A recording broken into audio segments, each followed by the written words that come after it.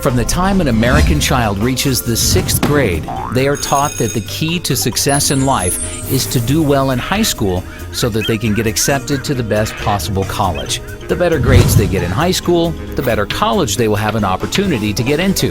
They are taught that if they get into a great college and get their college degree, any type of job they desire in the field of their choice will be there waiting for them. After getting their dream job, they will be able to buy any car and house they desire, start their own family, and live the American dream. Most Americans today have an expectation of future economic success simply by obtaining a college degree.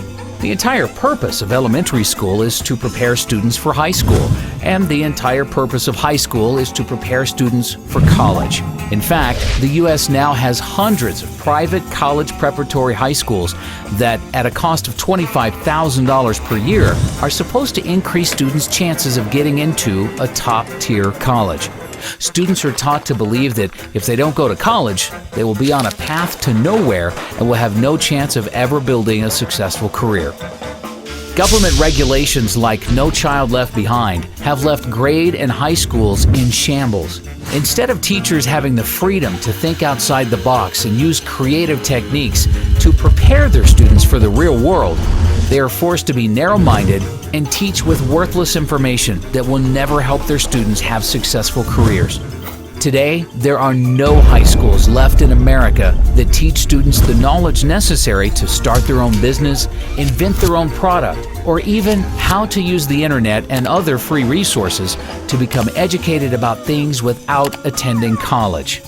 The annual cost to attend the average private four-year college in America today is $27,293, up 29% from 5 years ago, during the 2005-2006 school year when the annual tuition cost $21,235. This does not include the cost of textbooks, which have tripled over the past decade. Colleges are now charging $200 for each single textbook that has no resale value because they put out new, slightly revised versions with a new name each year. The textbook publishers are even colluding with college bookstores to make custom textbooks so that students can't save money by buying them online. Colleges are getting kickbacks from publishers in order to destroy the used textbook market, which by itself is proof enough that college administrators are only interested in lining their own pockets and have no interest in helping their students.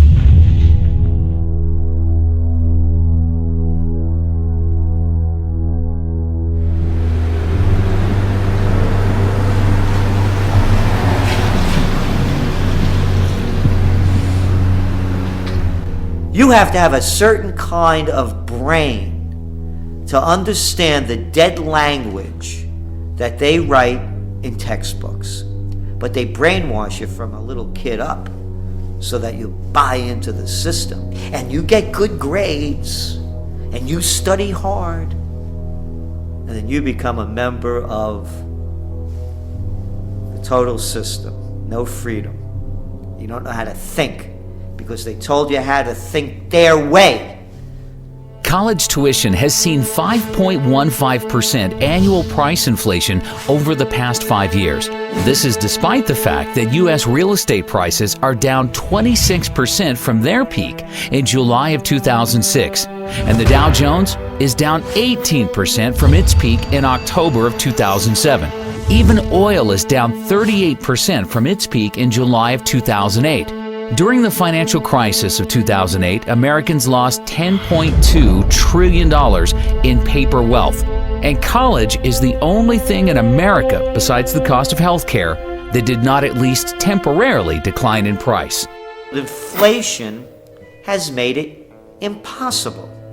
Again, when I was a kid, it wasn't, you never heard parents saying, we're planning and putting money away for your education because it's going to cost us $100,000 and we have to keep putting that money away so that when you graduate, not only will you not pay us back, you're not even going to get a job.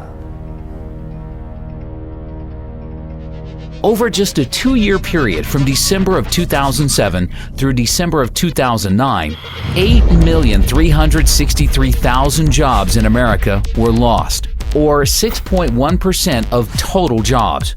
1 year later, in December of 2010, thanks to the Federal Reserve and the U.S. government spending $4.6 trillion on bailouts, stimulus programs, and other government spending, 1.124 million jobs in America, or 0.9% of total jobs, had been recovered. That is over $4 million spent for each job created.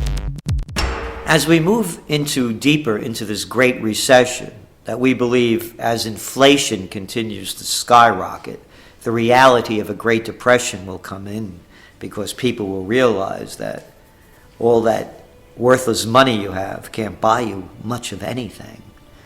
You're going to see more and more people, as they're already doing it, believing that by going to college, that's going to be their passport to the future. It's not what it used to be. A degree, a college degree, a BS, what does that buy you? And I love the mentality. The mentality is this, that corporations and businesses won't hire a person unless they get a degree. Not me. I don't care if you have a degree. It makes absolutely no difference. I want you to have a mind, be able to think for yourself and think on your feet, and be energetic and love what you're doing and have a passion in so many different other ways. Not to be able to just regurgitate what you're being told. And that's all it's come to. It's regurgitation. During an economic downturn when Americans are losing their jobs, their primary instinct is to seek higher education in order to make themselves more attractive to potential employers and better position themselves to receive a job. However, how are Americans supposed to spend $27,293 per year for college when they have no savings or income to pay for it? The U.S. government, with the backing of the Federal Reserve, in the same way they created the real estate bubble by providing mortgages to all Americans through Fannie Mae and Freddie Mac, regardless of whether or not they had any capacity to pay the loans back, has been using the exact same easy lending practices to create one of the largest bubbles in U.S. history, the college bubble. College students borrowed $106 billion in total student loans for the 2009-2010 school year, up from $96 billion in 2008-2009, $94 billion in 2007-2008, $87 billion in 2006-2007, and $83 billion in 2005-2006. Total student loan debt in the U.S. currently stands at $830 billion and now exceeds credit card debt.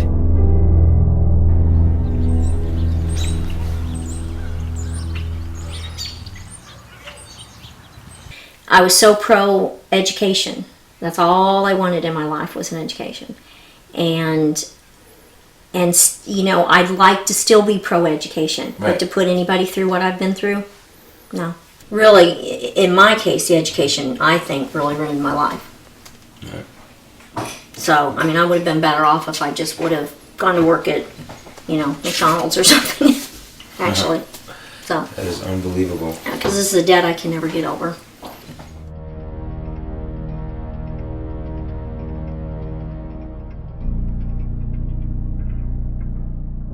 The U.S. government created Fannie Mae and Freddie Mac in order to make housing more affordable, but instead, their actions drove housing prices through the roof and made buying a house impossible for most Americans unless they took out no-money down teaser loans with interest rates that substantially increased after a year or two. The U.S. government has been trying for decades to make college more affordable, but its actions have accomplished the complete opposite effect. College is now impossible for most students to afford without getting deeply into debt to do so. All across the country, Americans are graduating college with mortgages before they even buy a house. When I graduated from my undergraduate degree, I had $300 in student loans that I owed. $300. you can hardly buy 2 cups of coffee and a meal at the student union these days for $300. So when I graduated with my undergraduate degree, what you got in exchange for your education was lifetime indenture and a new house. Right? So you got to buy the mortgage. That's what you got. You got your degree, you got out of school, you got a job, and therefore you bought a house because culture drives you to buy a house. So now you're in debt. You have to work. Now you have to be part of the wage slave economy for the next 20 or 30 years until the house is paid off. These days, college is the new house, and you don't even get the house. As soon as you get out of school, you're indentured for life.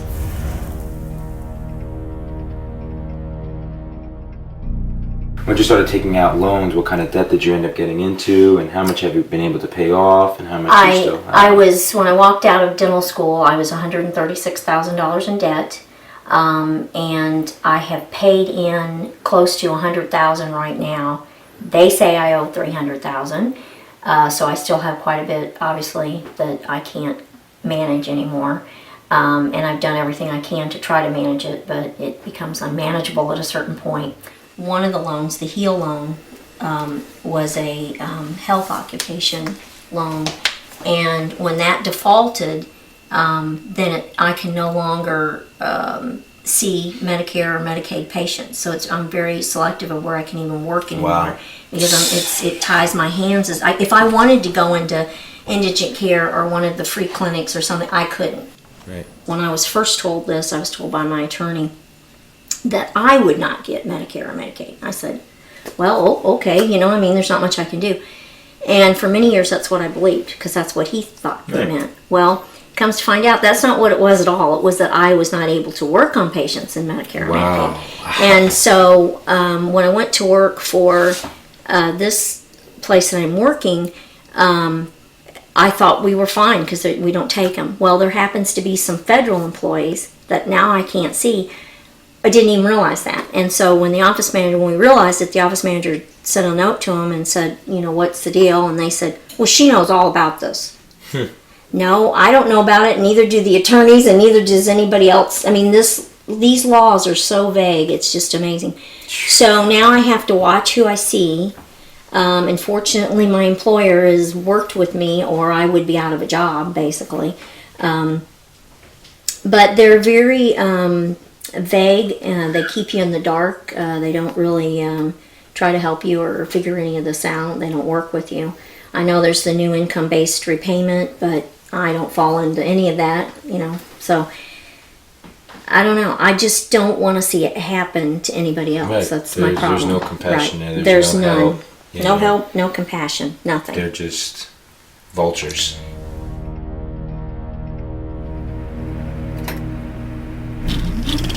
Back in the 1970s, the average college student was able to afford their college tuition without any student loans or help from their parents. They were able to pay for college by working a part-time job year-round or by simply working full-time during the summer when they were off from school. Not only that, but they were also able to afford their own car payments and possibly a small apartment. The U.S. government destroyed this by providing easy student loans to anybody who applied for them without any credit requirements. Over the past decade, any 18-year-old has had the ability to take out large student loans without even being asked if they have a job, what their high school grades were, what they intend to major in, or any other information that would help determine their future ability to pay back the loan. These are, this is a paper, and this is of course a copy, I have the original, of what they gave me the day I graduated from dental school. What amount, income level I would have to make, and how much of that would go to school loans, and what percentage. First off, I never even made enough in a month to pay the monthly school loan amount, so that's why it went into default. Right, and they basically made just completely unrealistic Unrealistic, projections on what you were totally gonna make, unrealistic, right? yes. I've not even managed to make any of them at all. So this year, of course, they're projecting I would clear about 260,000, and I'm making about 80. Where do they come up with these numbers? Well, I'm not sure, and I think that was the whole problem. Over 400,000 in 2015, which will not ever happen. The problem is, it also is your percentage of your school, of what they're taking. I know it's been proposed at 10%, and I think that is the fair amount. But at some points, I paid as much as 34% of my wage, 32% of my wage. Right now, I'm paying 25% of my wage to school loans. And that's a huge amount when you have other debts and other bills as well. Thank you so much. No, thank you very, very much for what you're doing. I appreciate it. Thank you. Really appreciate the help. Today, 2/3 of students are graduating college with an average student loan debt of $24,000. And the government is now making the situation many times worse by completely taking over the student loan business. Hidden inside of the recently passed health care bill, the government passed a complete student loan overhaul where they removed commercial banks from providing loans to students. Now, all students will receive their loans directly from the government at artificially low interest rates. There's absolutely no reason why we, the taxpayers, should be funding college education. And that's what we're doing when they're giving government aid. You know what my college debt was when I got out of school? $1,500. $1,500. You talk about inflation? You talk about inflation? You know what it used to cost me a whole year to go to school? $2,000. And that included room and board. You want to talk about inflation? You're never going to be able to get out from that debt. You're an indentured servant. That's right. That $120,000 you owe, the $80,000, the $40,000, the $250,000 if you're a good student that went to law school and you're that much in debt without a job, you have to pay it back. There is no way out. That's the system.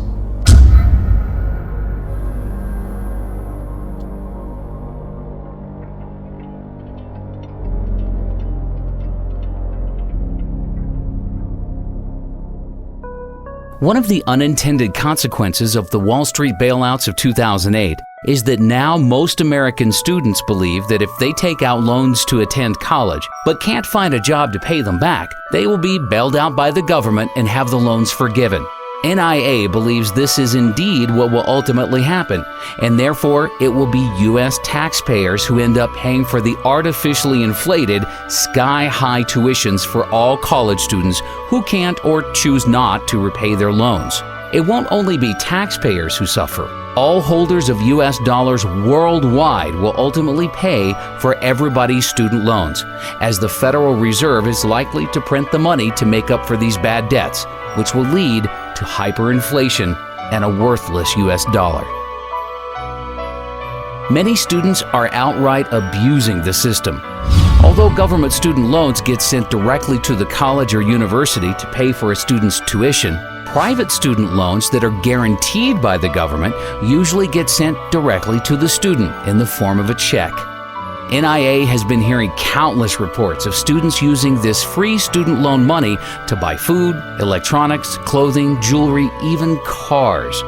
The friend of one NIA member used his student loan money to rent and furnish a fancy apartment in Manhattan and didn't even go to college. Even when the loan comes directly from the government and goes straight to the college, there is often thousands of dollars left over each semester after tuition is paid for. This extra money then gets dispersed directly to the student in the form of a check. There is an epidemic in America of students using their student loan money for non-educational purposes, and absolutely nothing is being done to stop this from happening. This is complete insanity, and all Americans will pay for the madness in the very near future. One NIA member from Kansas City, Missouri, has a wife who was one semester short of obtaining her teacher's degree. Instead of borrowing the $8,000 required for tuition at Northwest Missouri State University, she took out a government student loan for $13,000 and used the extra $5,000 to buy a used car. Unfortunately, shortly before graduating, Kansas City closed several schools and laid off 300 teachers. She is now working at a school cafeteria for $8.50 an hour. Although she was required to make monthly payments of $146 for 10 years, after calling the government student loan office and inquiring about their income-based payment plan, they agreed to reduce her monthly payments to zero. With all the modern technological advances the world has been experiencing in recent years, the cost of a quality college education in America should be getting cheaper. It is now cheaper to purchase a plasma television or laptop computer than years ago because the government doesn't subsidize purchases of these products. If there was a true free market in college education, colleges would be figuring out more cost-efficient ways to educate students using modern technology in order to bring tuitions down and compete against each other for the enrollment of students.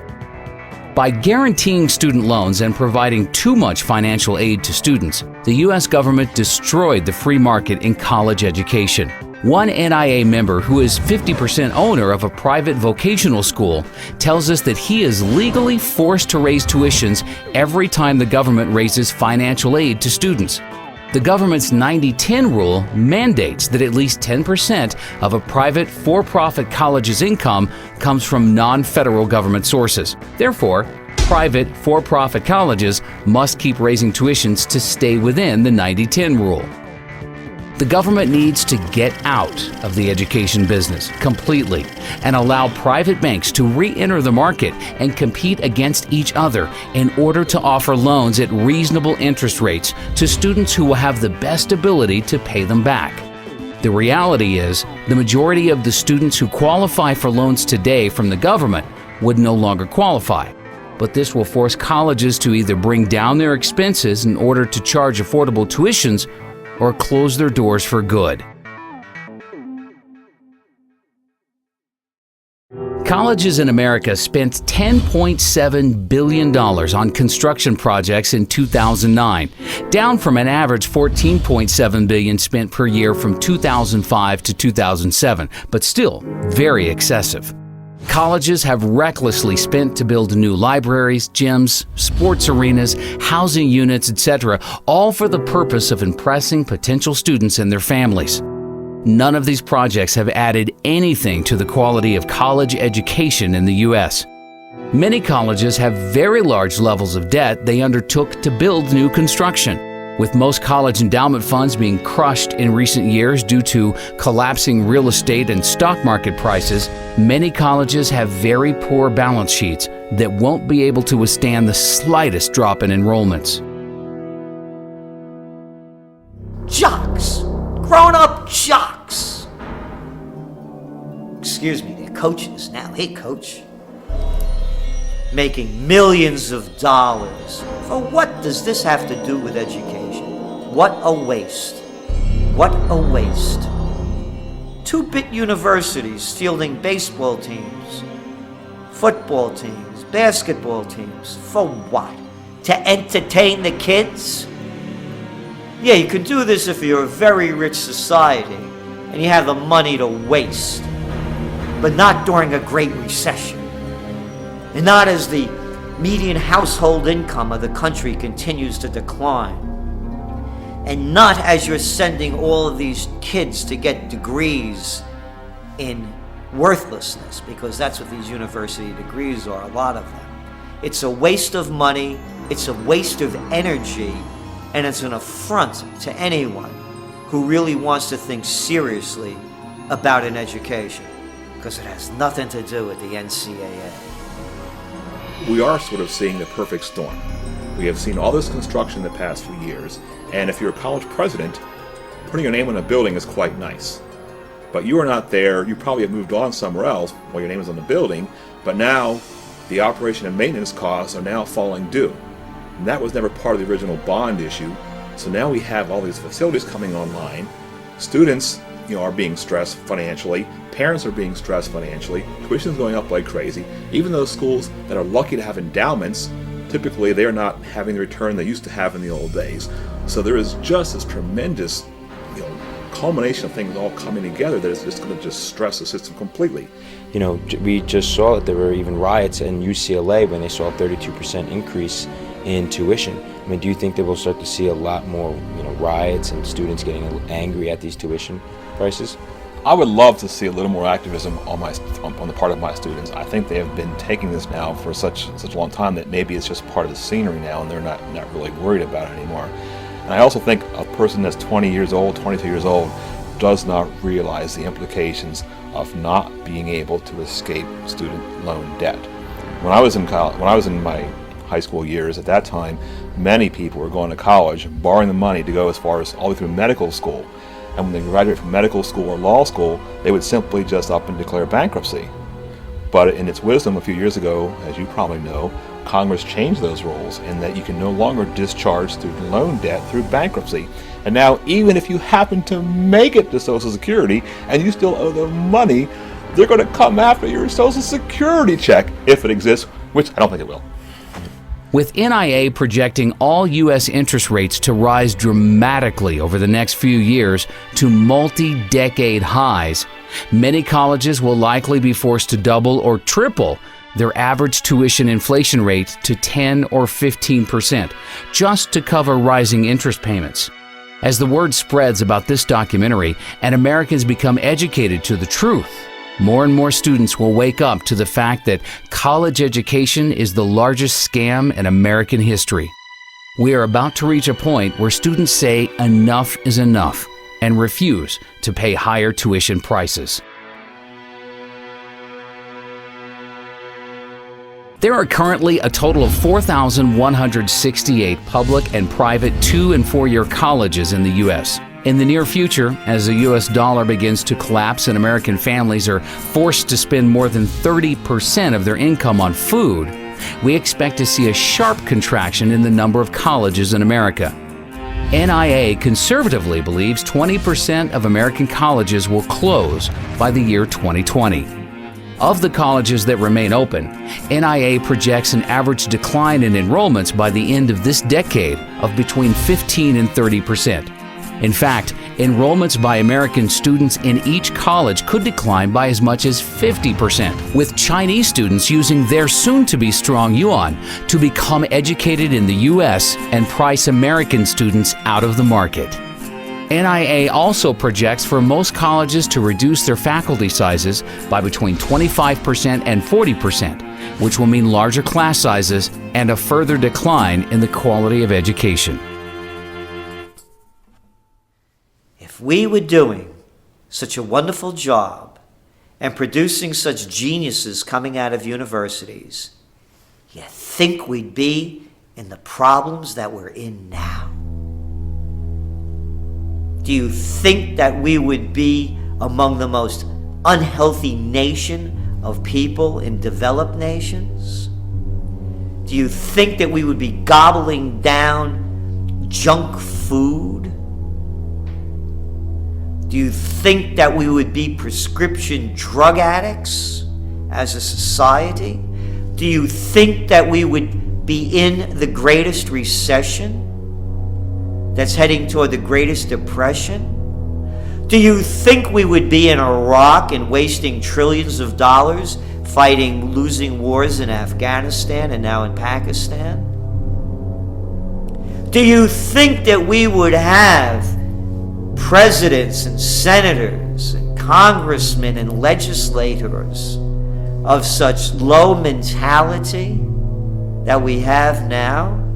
Do you think that we would have the rampant greed of the white shoe boys on Wall Street if the universities were turning out anything of quality, considering the trillions that are spent and the tens of millions that are educated? By their deeds you shall know them. Look what American universities have produced.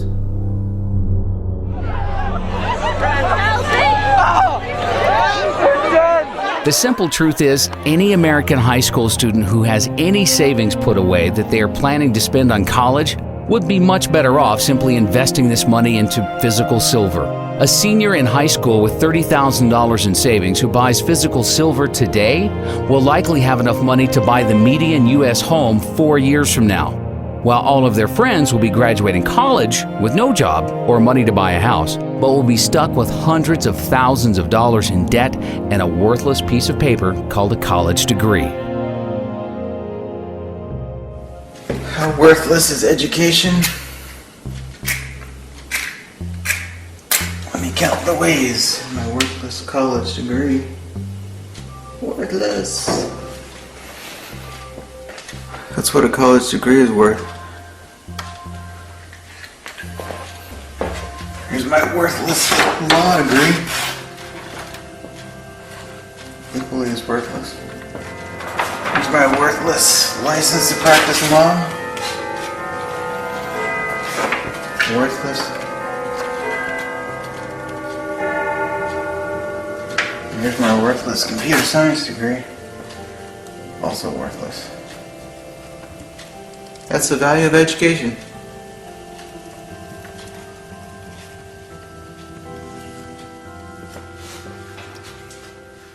If somebody were graduating from high school today and wanted to know whether they should go to college, I would say they should run, not walk away from college, because the industrial age doesn't have long to go. There's no way that I would encourage somebody to go 4 years or more to undergraduate school, rack up a bunch of debt, and learn a bunch of nonsense that isn't going to do them any good when there's no fuel at the filling station, no food at the grocery store, and no water coming out of the municipal taps.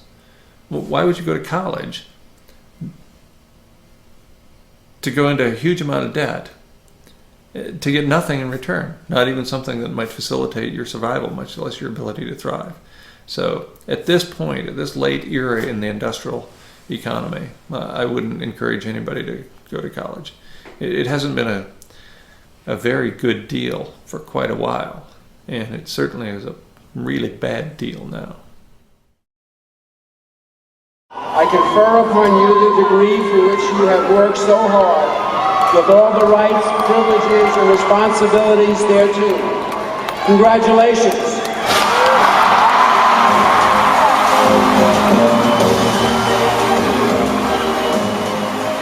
As fast as college tuition costs are rising, the value of a college degree is declining even faster. The youth in America today need to be taught to think for themselves and realize that there is no value to having a college degree if everyone else has one. I was in the student union where graduation was about to take place, and they had a series of plaques on the wall. And they listed all the students who had graduated with a 4.0 grade point average. And the first plaque had, all the plaques were basically full of names. But the first plaque had the first 50 or 60 years of the university represented. To fill that plaque with the 20 or so names on it required 50 or 60 years of higher education. Of course, in the most recent 5 years, there were multiple plaques for every year.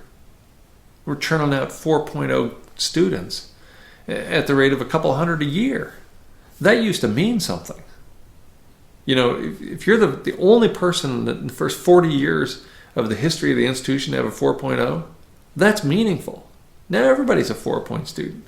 Our standards have fallen so profoundly that anybody with a heartbeat can get a 4-point average. It's just absurd.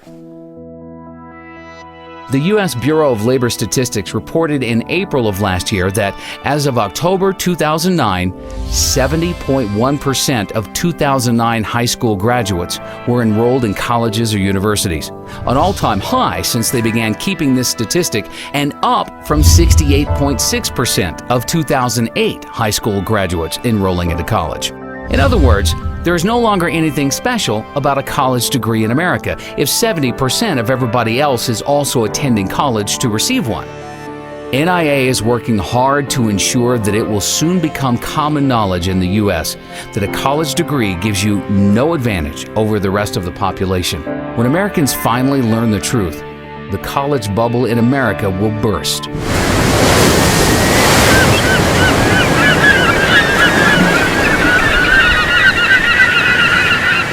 College enrollment has been increasing really since the late 80s. But what kind of is an unknown secret is since 1992, the majority of college graduates, 60% of them were in positions that the BLS considered low skill and typically did not require a high school education. For example, 20% of all the new waiter and waitressing positions created since 1992 have been filled by college graduates.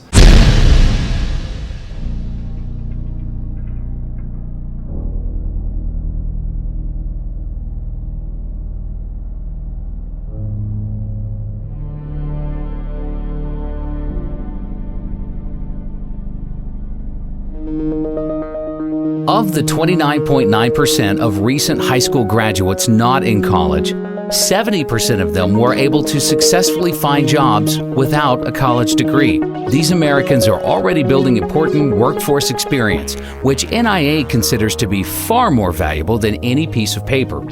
By comparison, only 42.1% of recent high school graduates in college have a job. And most of these are part-time jobs where the students are building very little workforce experience. The 57.9% of students in college without jobs, not only are they wasting their savings and getting deeply into debt for a worthless piece of paper, but they are losing out on valuable income they could have been earning during those 4 years. One of the greatest myths in America today that is used to scam Americans into overpaying to attend college is that college graduates make more money in their lives than Americans without college degrees, and therefore a college degree is a great investment. According to studies from biased organizations like the College Board, Americans with college degrees will earn $1 million in additional income over their lifetime compared to high school graduates with no college degrees. You know that college graduates earn $1 million more on average than those without a degree? Graduates from four-year colleges earn nearly an estimated $1 million more. Most colleges and universities in America use this $1 million in additional income statistic to hype and sell their product. It has been repeated so many times that it's just about been accepted by all with nobody questioning its validity. However, for any student thinking of attending college, they need to consider the facts surrounding this number and compare it to the true cost of attending college. With the cost of annual college tuition now at $27,293, if we assume continued 5.15% college tuition inflation over the next 4 years, the average cost for a student entering college now to receive their bachelor's degree in 4 years will be $117,900. Therefore, even with the current college inflation crisis, an expenditure of $117,900 on the surface seems like a good investment if the return will be $1 million. The secret truth is, most college students do not receive their degree in 4 years. The Americans who are earning $1 million more in their lifetimes are actually spending an average of 6 years in college before receiving their degrees.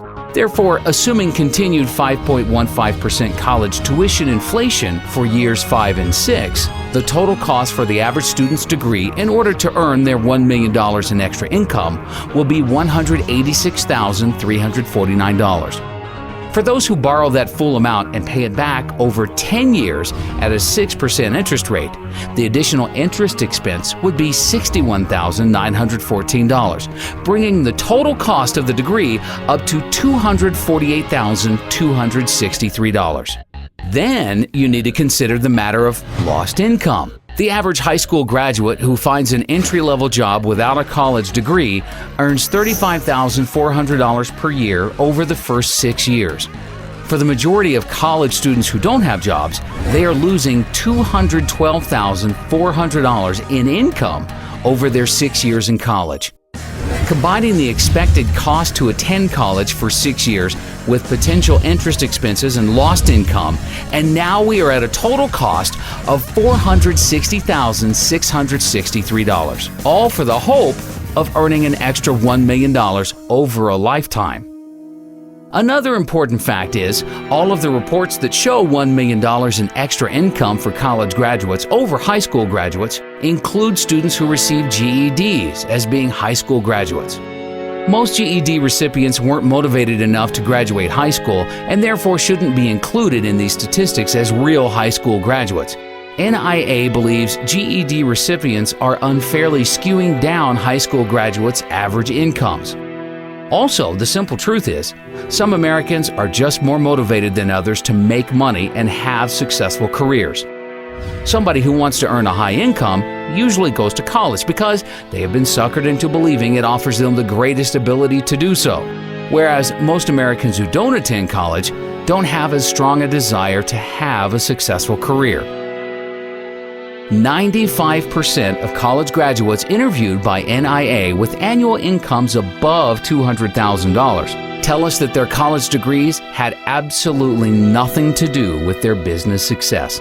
In fact, of these same people surveyed, 90% of them said that they probably would have become successful at a much earlier age and be making even more money today if they didn't waste so many years of their life attending college. The phony $1 million in additional income study that was conceived by the education industry in order to deceive Americans into overpaying to attend college is just one of many false, misleading studies that they have created in an effort to create an illusion that college is a good investment, no matter how high tuition prices rise. The mainstream media has been working with the education industry and helping them perpetrate their schemes on the American public. One of these schemes was the 2008 pharmacist shortage hoax. 3 years ago, there were 15 new pharmacist schools getting ready to open in the U.S. In order to create artificial demand for enrollments to all of these new schools, the industry decided to create an illusion that there was a huge shortage of pharmacists in the country that will continue for the rest of the decade, with 150,000 new pharmacist jobs needed by 2020. One place where the U.S. economy has too many jobs and not enough applicants is in pharmacies. Because there's a shortage of pharmacists, many are overworked from putting in long hours. With pharmacies open 24 hours a day and a huge population of aging baby boomers consuming larger amounts of prescription drugs, it adds up to an industry that cannot find enough pharmacists to go around. From the student standpoint, and our students know that when they graduate, they have a job. I mean, in fact, they have a job even before they have graduated. It's not that they can practice as a pharmacist, but they know they have been offered already a job. So that's one of the positive side. On the negative side is the pressure it's put on the schools to really come up with the number of pharmacists that are needed in the future. By some estimates, the U.S. would need more than 150,000 new pharmacists by 2020 to match supply with industry demand. Experts say the pharmacist shortage will continue for at least a decade or more. In the meantime, at least 15 new pharmacy schools are expected to open their doors by 2010, even as existing schools expand in size. NIA has been hearing dozens of reports from its members with family members who have graduated pharmacy schools 6 months to a year ago and have sent in their resumes to hundreds of different pharmacies in the New York metropolitan area and have yet to even receive one job offer. Even experienced pharmacists are having major difficulties finding pharmacist jobs. The husband of one NIA member retired 5 years ago as a pharmacist in New Jersey, but has now decided to re-enter the workforce so that their family can accumulate enough gold and silver to survive hyperinflation. Unfortunately, he was forced to leave his family and move to a rural part of Alabama in order to receive a pharmacist job paying only $18 per hour. Law schools have also been deceiving the public with false and misleading statistics. During the past decade, an unprecedented number of Americans went to school to become lawyers because they thought if they became a lawyer, they would immediately become rich. Some law schools are advertising that 90% of graduates are employed within 1 year of graduating. The unfortunate reality is, law schools are deceiving their students with these statistics because most of their graduates who are employed within a year of graduating are not employed at law firms. They can be employed at Walmart or McDonald's, but the law schools will still consider them to be part of their 90% employed within a year. A lot of schools right now will tout a job placement rate after graduation, or what percentage of their graduates are employed X amount of months after graduating with a degree. And what you're seeing sometimes is manipulation and outright just fraud in how they calculate this. One major law school was recently admitted to hiring a bunch of unemployed legal graduates to work in their admissions group at the same time their placement rate survey was being conducted. So yes, were they employed at the time? Yes, but it wasn't an illegal profession. Law schools are handing out 43,000 law degrees each year, yet 15,000 attorney and legal staff jobs have disappeared since 2008. Many people wonder why 60% of the U.S. Senate and 37% of the U.S. House of Representatives are lawyers. Well, the reason is they go to Washington in order to pass as many new, harmful, and destructive laws and regulations as possible in order to provide enough work for all of their lawyer friends.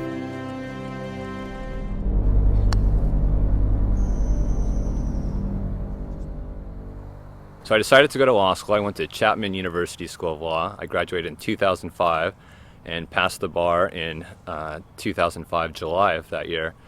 And overall, I did not have a good experience in law school. In fact, the first week going into law school, it was not at all what I expected. I thought that the law was to promote freedom and liberty and justice. And in fact, what I realized shortly after entering law school is what the law has become is an excuse for bureaucrats to regulate just about every aspect of our behavior. All of the needless legislation that is passed each year in order to provide work for lawyers has the devastating unintended consequence of destroying what little is left of the free market. Small businesses are the backbone of the U.S. economy, but it is now nearly impossible for a small businessman with limited financial resources to build a large, successful corporation in any sector because their legal costs would eat up all of their capital needed for research and development. Lawyers do very little to add real value to society. In fact, most legal and financial related service jobs on Wall Street are made possible solely due to inflation. It is because of the Federal Reserve's 0% interest rates and trillions of dollars in bailouts that all of these jobs exist. But these jobs only exist because money is being stolen from middle-class goods-producing workers and being redistributed to non-producing workers on Wall Street. A lot of people that I graduated with found law to be very similar to how I found it, and that is, it wasn't really about helping people or benefiting the community. It was really just a system whereby bureaucratic lawyers make money trying to interpret complex statutes that really serve no purpose. There is a law for just about everything. You want to marry somebody who you love, you have to get a license to do that. You want to develop the real property that you purchased, you have to go to the city and get permits and licenses to do that. You need permits and licenses to do just about everything that should be legal because you're not hurting anybody else. To start your own business, you need a business license, you need your taxpayer ID number, you need all kinds of things just to get up and running. And so all these restrictions and laws and statutes, a lot of them which are not even passed by Congress, they're simply passed by administrative bureaucracies, they hamper the economy, they hamper economic growth, and they actually act in a tyrannical sense against people starting their own businesses and providing for themselves. 75 years ago, agriculture made up 28% of the U.S. GDP. Today, the service sector makes up 76.9% of GDP, and agriculture makes up only 1.2%. The only way for a country to produce real wealth is by farmers growing food, miners mining for gold, silver, and other precious metals, drillers drilling for oil, natural gas, and other commodities, and manufacturers manufacturing real goods that can be exported to the rest of the world. Goldman Sachs has never created one dime of wealth for our country. Yet most politicians in Washington have been brainwashed into believing Wall Street jobs are necessary for the U.S. to have a strong, viable economy. Likewise, nearly all Americans who have gone to school during the past decade have gone to school for degrees in legal, financial, or other service sector jobs. Almost no Americans have gone to college to become farmers, gold miners, or oil drillers.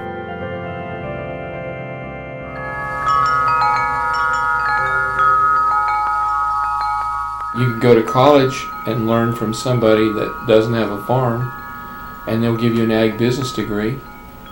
You know, most of the people teaching college don't have a farm, don't know how to manage it, and don't want a farm. I say if you want to learn how to do something, try to study under the person that can do it the best that he can do. There are jobs everywhere. You have to create a job. You don't get a job, you make one. Americans have taken food for granted for far too long because Americans have been able to buy food at artificially low prices, with the average American family spending only 10% of their income on food. However, on October 30th, 2009, NIA published an article predicting inflation would appear next in food and agriculture. NIA said, a worldwide shortage of farmers combined with food inventories falling to record lows is setting up the perfect storm for an explosion in agriculture prices. From the time NIA wrote this article until now, we have experienced the largest ever short-term increase in agricultural commodity prices. Corn has risen by 75%, wheat by 65%, soybeans have risen 51%, sugar 45%, orange juice has risen by 58%, coffee has risen 71%, and cotton has risen 124%. Because very few Americans went to school to become a farmer, and everybody needs to eat, agricultural commodity prices will continue to skyrocket, and farmers are going to get wealthy in the years ahead, while lawyers and bankers will see a dramatic decline in their standard of living. The free market will adjust and see to it that lawyers, bankers, and other non-producing financial service workers see a 90% decline in their real incomes. Everybody can't be a college graduate. Somebody's got to grow food. You know, everybody can't ride the wagon. Somebody's got to pull it. Somebody's got to be taking some risks. Somebody's got to be thinking. Somebody's got to have sweat. Last summer, this lady I was telling you about that bought some cattle from us, she came here to get some cattle in August, and my grandson was downstairs splitting firewood. We burned firewood in this building because it saves us about $600 a month over burning propane.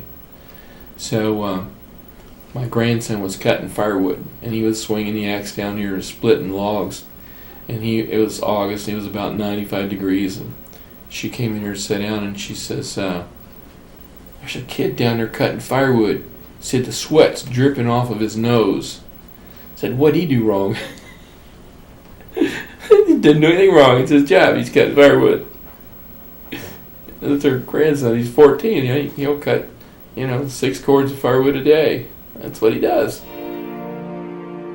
The only thing that has been supporting the U.S. service sector economy for so long is the U.S. dollar's status as the world's reserve currency and the world's willingness to hoard trillions of dollars in U.S. dollar reserves in order to trade oil and other valuable commodities.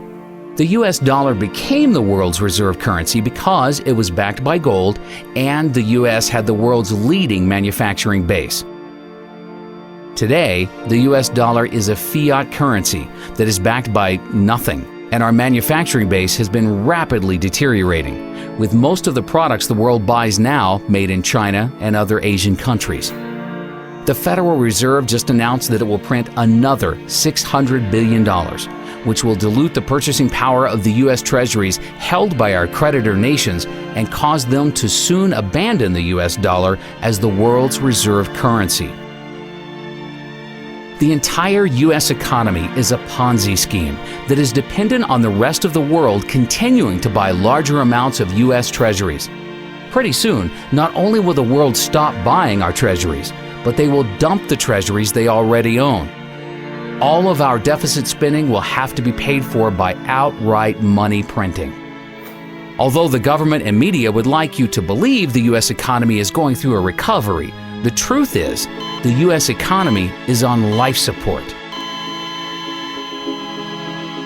It is impossible to have an artificial boom created by artificially low interest rates from the Federal Reserve without a major depression afterwards. The U.S. real estate bubble was the largest artificial boom in history. The panic of 2008 was the free market trying to correct the imbalances with a bust. But the Federal Reserve prevented a necessary depression from happening by taking trillions of dollars of worthless assets onto its balance sheet. None of the imbalances have been fixed, and the real depression is still to come. But unlike the Depression of the 1930s, which saw falling prices, the upcoming depression will be a hyperinflationary Great Depression, with prices for food, energy, and everything else Americans need to live and survive soaring through the roof. All young Americans today should be entering the workforce as soon as possible in order to generate enough income so they can accumulate physical gold and silver. When the US dollar collapses, only those with gold and silver will be able to buy food and other goods needed to live and survive. Those with the most gold and silver will have the best chance of surviving the upcoming collapse of the US dollar. Our country needs to wake up to the reality that the world is changing and Americans will need to undertake new methods of survival. The American mindset has become so obsessed with the belief that college is the key to success that by the time most people wake up to the truth, it'll be too late. One NIA member recently took his son to the doctor, and the doctor asked his son if he was going to attend college. After his son said he doesn't know what he wants to do, the doctor went on for 10 minutes praising the virtues of a college education. Our member then explained to the doctor the realities of our new world and how college is a scam and no longer worth attending. The doctor didn't know what to say except, well, over time, college graduates make more. NIA believes that the future of education is over the internet. Americans today can purchase just about any type of product they want over the internet for substantially less than they can find it in a retail store, because online retailers have substantially less overhead costs. Walmart's biggest competitive threat today is not Target, but is actually Amazon.com, which now has a $79 billion market cap and is fast catching up to Walmart's $204 billion market cap. The largest and most profitable college of the future will be an online college that attracts all of the most successful professors from around the world and allows them to teach an unlimited number of students over the internet. Students will have the opportunity to be taught by the very best in any field of their choice from the comfort of their own home. They will receive a much higher quality education for only a small fraction of the cost of attending a traditional college. By the end of this decade, NIA expects online colleges to gain at least a 25% market share of the total higher education industry. Well, you actually also teach online courses as well. I mean, do you think that that's the future, online learning? I think the future actually is online learning. If the grid can stay up, which I hope it does, I think most people have an interest in seeing that happen. So I think a lot of things could fall apart before the grid and the internet does. So I think that's the way. I always ask my students, does it really make a whole lot of sense for all 20 of us to drive here every Tuesday and Thursday to get together to talk about digital media stuff, when we really could do this with a little bit of re-engineering and actually have, instead of all of us coming together, if I came to you wherever you were? I think that's a model of the future. If you figure out each student probably spends 2 gallons of gas a day to come to class, times 20 students, times 15 weeks, add up how much gas that is and how much that costs. Who wouldn't want to have that money back, especially over a couple of semesters? Especially now because we have a much richer media environment to use for teaching and learning. I can now embed videos in my classes. I can bring in things like the National Inflation Association videos to my classes. I can bring dynamic, compelling things to my class that even in the old days, if I was really a compelling speaker, it's far better now. So even a mediocre professor like me can make my class rich and interesting, even in the online environment. You tell me the difference about sitting in an auditorium in NYU with 1,000 other people or sitting in front of your screen and listening to a professor. What's the difference? Look what's going on in India. They estimate some 500,000 Indians have gotten university degrees in engineering through online. Interactive view is what I called it back then. And how many did we turn out in the USA in the same period? About 150,000. It's the future. The future is now. But they're holding us back on real internet learning, real digital online learning, because of the people that want to control the system. the ones that want to have the tenure. The whole college industrial complex. That's all it is. It's a racket. Just like war's a racket, colleges have become a racket. While millions of Americans are at home right now wondering why are food and gas prices going through the roof, there is a small group of U.S. citizens that are preparing right now for the collapse of the U.S. dollar. These select few Americans will not only survive the upcoming hyperinflationary crisis, but they will be positioned to prosper and become wealthy as the rest of America is going to go broke. On December 11th of 2009, NAA declared silver the best investment for the next decade at only $17.40 per ounce. Just recently, we saw silver hit a high of nearly $50 per ounce for a gain of 185% for our members. In fact, in February of 2010, NAA suggested silver call options that ended up making a gain of over 1,000% at its high. You know, it amazes me how many people have been contacting us recently. I mean, every week we receive countless emails from people that say that they've learned more about economics from being a member of NAA for just 1 month compared to studying economics in college for over 4 years. NAA members receive weekly articles, videos, and updates with priceless economic information that the mainstream media is afraid to talk about. All across America, students are being brainwashed right now with Keynesian economic principles that got us in the debt crisis that we're in today. We are not going to solve our economic problems by making the same mistakes in the future. After the financial crisis in 2008, the U.S. should have went through a much-needed recession, where we saw the free market rebalance our economy from the ground floor. That way we would have built on a solid foundation, saw a real recovery with real economic growth in the future. A record 44.2 million Americans, or 14% of our population, are on food stamps right now to put food on the table.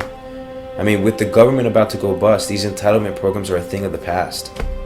You know, 2/3 of Americans are getting ready to retire and actually believe that Social Security is going to be able to support 50% of their income.